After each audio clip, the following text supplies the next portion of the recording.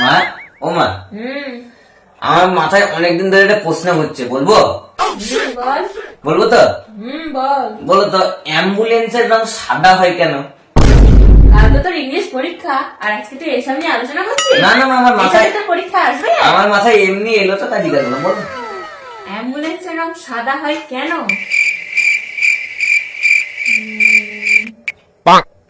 আচ্ছা, অ্যাম্বুলেন্সে করে আমরা কি নিয়ে যাই?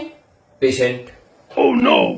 পেশেন্ট তো নিয়ে যাই, কিন্তু পেশেন্টের কি দিতে হয়? Oxygen.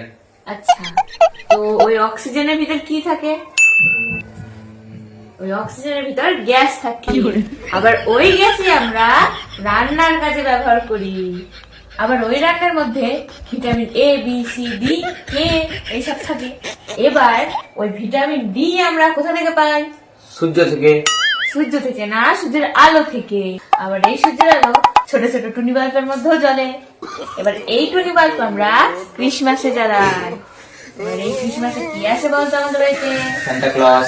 Santa Claus. Santa Claus কোথায় থাকে বলতো? উত্তর মেরুতে। উত্তর মেরুতে। এবার এই উত্তর মেরুতে একটা জন্তু থাকে, ওটা কি বলতো? ভাল্লুক। ভাল্লুক। তাহলে ভাল্লুকের গায়ের রং কি বলতো? সাদা।